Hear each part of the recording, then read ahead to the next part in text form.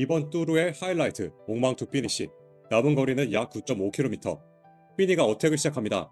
볼러링과 로이서는 추격하지 못했고 피니는 볼러링보다 1분 16초 먼저 결승선을 통과하며 옐로우 저지를 입습니다. 그런데 하루 뒤 종합순위는 다시 바뀝니다. 몽방투에서 1분 16초를 잃었던 볼러링은 어떻게 승부를 뒤집을 수 있었을까요? 2016 뚜르드 프랑스 판무. 승부는 스테이지 7 몽방투에서 시작이 됐습니다. 스테이지 7은 146.8km, 상승 고도는 약 3,500m로 2022년 현재의 뚜르드 프랑스 판무가 시작된 뒤 몽방투가 코스에 포함된 것은 이번이 처음이었습니다. 경기 전 종합 선두는 로이서였는데요. 볼러링은 12초 뒤진 종합 2위, 피니는 1분 17초 뒤진 3위였습니다. 피니에게는 어택만이 승부를 뒤집을 수 있는 유일한 방법이었는데요. 오늘을 위해서였을까요? 피니는 대회를 앞두고 친구와 남편과 함께 몽방투를 3번이나 답사를 했습니다. 그리고 어택 포인트도 정해두었죠. 수비 끝나고 정상 부근에 황량한 구간이 시작되는 샬레 레이나르를 혼자 도착하는 것이 목표였습니다. 피니는 그곳에서 승부를 내야겠다고 생각을 했죠. 그리고 정상까지 9.5km가 남았을 때 피니의 어택이 시작이 됩니다. 뒤에는 볼러링과 로이서가 서로를 견제하며 추격을 했지만 피니와의 차이는 계속 벌어졌죠. 피니는 결승선까지 6.2km를 남긴 샬레 레이나르를 지나 강한 맞바람이 부는 정상부로 들어갔습니다. 이제 앞에는 도와줄 팀 동료도 없고 뒤에는 종합 우승 경쟁자들이 추격하고 있었죠. 하지만 피니는 묵묵히 속도를 유지를 했습니다. 그리고 정상에 가까워졌을 때 몽방투 시작에서 응원하고 있던 부모님이 떠올랐죠. 사실 피니는 부모님이 몽방투에 와 있다는 사실을 몰랐습니다. 특히 아버지의 응원 소리를 들은 뒤 아버지가 자랑스러워할 수 있는 경기를 하고 싶었다고 경기 후에 말을 했죠. 피니는 몽방투 정상에서 자신의 뚜르드 프랑스 첫 스테이지 우승을 차지했습니다. 볼러링은 1분 16초 뒤진 2위, 보르기니가 1분 42초 차이로 3위로 올라왔죠. 종합 선두였던 로이서는 피니보다 1분 46초 늦게 들어왔습니다. 그렇게 해서 스테이지 7에서 옐로우 저지는 피니에게 넘어갔죠. 2위 볼러링과의 차이는 15초, 로이서와의 차이는 39초였습니다. 몽방투에서 가장 강했던 선수는 피니였지만 대회는 아직 이틀이 더 남아있었죠. 그렇게 시작된 스테이지 8, 171.9km. 이번 대회에서 가장 긴 스테이지였습니다. 공식 분류는 평지 스테이지였는데요. 결승을 앞두고 짧고 가파른 오르막이 연이어 배치돼 있었습니다. 볼러링의 FDJ는 이번 대회 처음부터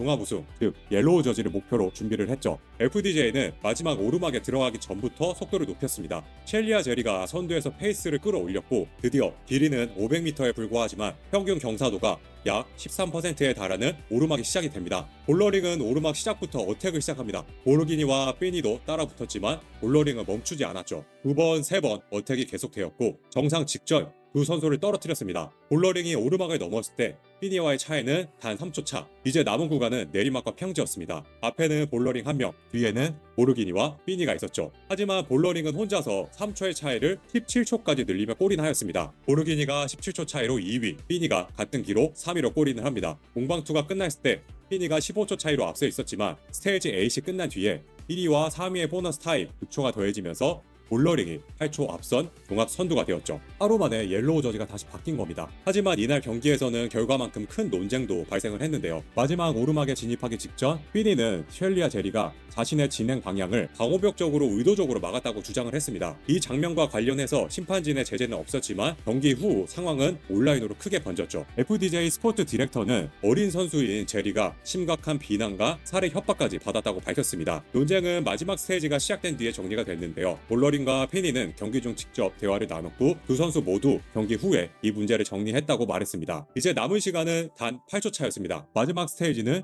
니스에서 출발을 해서 다시 니스로 돌아오는 99.2km 코스였죠. 누적 상승 고도가 약 2100m입니다. 홀데즈를 4번 올라야 하는 코스죠. 거리는 짧았지만 상승 고도를 보면 알듯이 처음부터 편안하게 달릴 수 있는 구간이 없었습니다. 첫 번째 홀데즈에서 UA팀 선수들이 공격하며 속도를 높였습니다. 두 번째에서는 캐니언 스램이 앞으로 나왔죠. 결국 종합 3위였던 로이서도 뒤처지면서 종합 포디움 경쟁에서 멀어지게 됐습니다. 세 번째는 어택이 있었지만 GC 팀들이 시간의 관리를 했고 드디어 네 번째 홀데즈, 피니가 먼저 어택을 시작하고 볼러링이 바로 반응을 합니다. 두 선수는 번갈아가면서 속도를 높였지만 누구도 떨어지지 않았고 정상까지 약 800m가 남았을 때 볼러링이 다시 속도를 높입니다. 이번 어택에 피니가 떨어지기 시작합니다. 볼러링은 정상에 15초 정도 먼저 도착을 했고 결승선까지 약 16km가 남은 상황이었죠. 볼러링은 내리막에서도 속도를 늦추지 않았고 니스의 결승선을 가장 먼저 먼저 도착하면서 스테이지 우승과 옐로우 저지를 확정지었습니다. 최종 기록은 30시간 54분 51초, 삐니는 1분 18초 뒤진 종합 2위. 볼러링은 뚜르드 프랑스 판무가 시작된 이후 처음으로 2번 종합 우승을 차지한 선수가 되었습니다. FDJ도 프랑스 팀 최초로 판무 대회 우승을 차지를 했죠. 볼러링행의 이번 우승은 더 의미가 남다릅니다. 2024년에는 스테이지 5에서 넘어지면서 옐로우 저지를 잃었고 마지막에는 단 4초 차이로 2위를 차지를 했죠. 2025년에도 호랑프레보에게 밀리면서 종합 2위로 마무리를 했습니다. 그리고 올해 몽방투에서 다시 삐니에게 큰 차이로 패배를 하면서 대회가 끝났다고 생각을 했죠. 하지만 다음날 짧고 가파른 오르막에서 포기를 모르는 어택과 스테이지 9에서 정상까지 800m를 남기고 승부를 걸었습니다. 볼러링은 우승 후 팀이 뚜르에서 우승할 자격이 있다는 것을 승리로 증명하고 싶었다고 말하더군요. 삐니는 몽방투에서 대회 최고의 어필을 보여주며 경기를 미궁 속으로 빠뜨렸습니다. 7,